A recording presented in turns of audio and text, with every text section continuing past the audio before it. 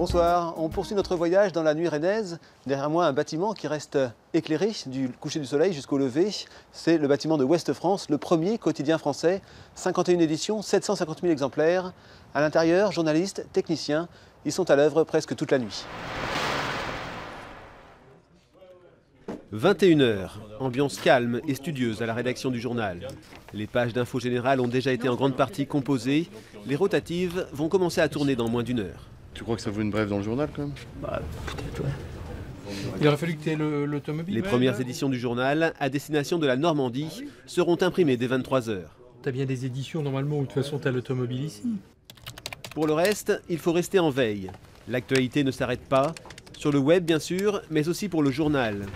L'édition de Rennes peut évoluer jusqu'à 1h30 du matin.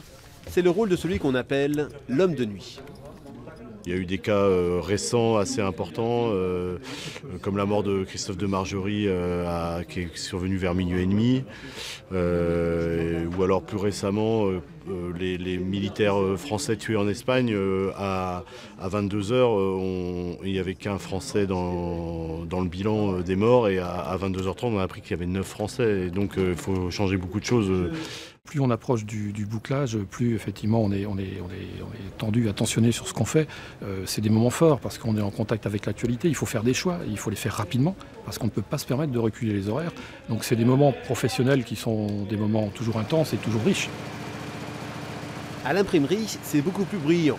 Près d'une centaine de personnes y travaillent chaque nuit. À raison de 24 pages par seconde, 5 rotatives vont imprimer les centaines de milliers d'exemplaires du journal.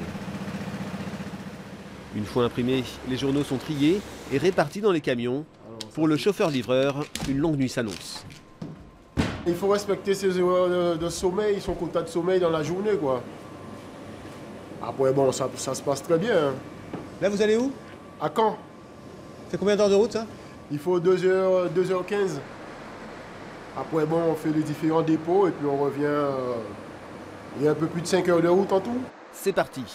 Avant d'arriver chez vous, le journal va encore rencontrer les mains du livreur à domicile ou celles du buraliste. Il sera alors environ 6h du matin.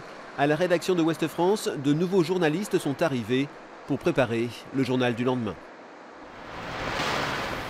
Jusqu'en 1973, Ouest France avait son siège et sa rédaction rue du Pré-Beauté, en plein centre-ville de Rennes. Les rotatives ont déménagé à Champy à partir de 1970.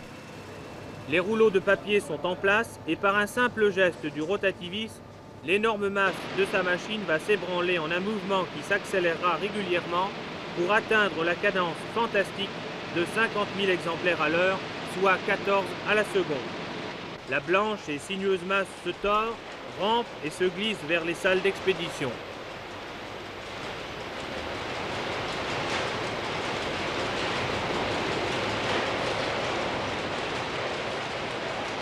C'est la mise sous bande du journal par l'intermédiaire des machines appelées bardettes. Chacune plie et met sous bande 6000 exemplaires à l'heure. Ces exemplaires sont destinés aux 150 000 abonnés du journal. Quant à la vente au numéro, les paquets sont assemblés, ficelés, étiquetés, classés. De 22h à 2h30 du matin, 41 camions vont prendre le départ pour parcourir 14 000 km dans la nuit. Le tour de la Terre sera réalisé en moins de 3 jours.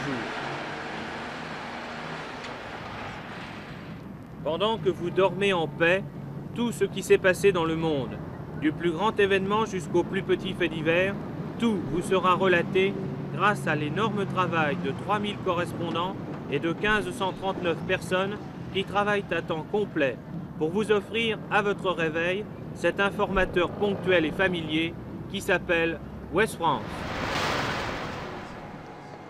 Alors dans le monde des médias, il y a les journalistes de la presse écrite qui se couchent tard et il y a ceux de la radio qui se lèvent très tôt. Là, il est 5h du matin et j'attends Gilles Dalleret, le présentateur des matinales de Chéri FM. Bonjour. Gilles Dalleret, vous présentez des informations sur Chéri FM le matin à Rennes. Est-ce que vous pouvez nous décrire une journée là, comment ça se passe? On arrive ici sur les coups de 5 heures. On boit un petit café. Et puis on prépare les infos pour le premier flash de 6h. La première partie de la matinée, ça va être les flashs de 6h à 9h. Et puis ensuite, à partir de 9 h, on prépare un reportage pour le lendemain ou pour les jours suivants, selon quoi. Comment vous faites si vous avez un reportage à tourner le soir? Est-ce que vous devez vous lever vers 4 h du matin, j'imagine, à peu près? Eh ben, on essaye de faire autrement. Vraiment, s'il y a un gros fait d'actu, un immeuble qui s'écroule, on va voir avec notre responsable au niveau national comment on s'organise. Sinon, la journée classique, c'est 5 h, 13 h. Et bonjour à tous, une ambiance évidemment hivernale aujourd'hui encore en Ille-et-Vilaine, les températures actuellement... Vous n'êtes jamais sur les événements sportifs ou culturels qui se déroulent le soir?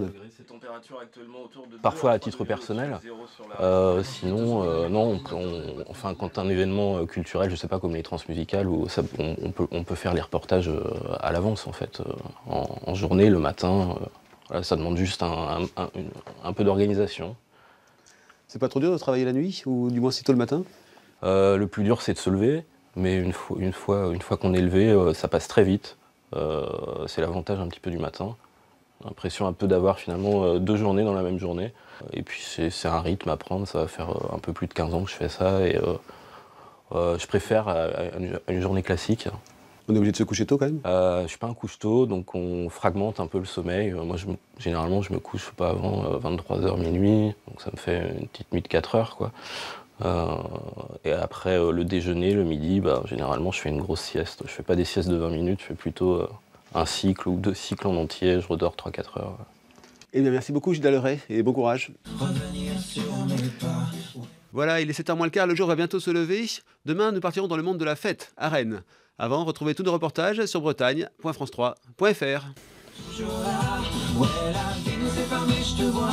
Chaque fois plus proche de moi, des heures, des jours, des mois.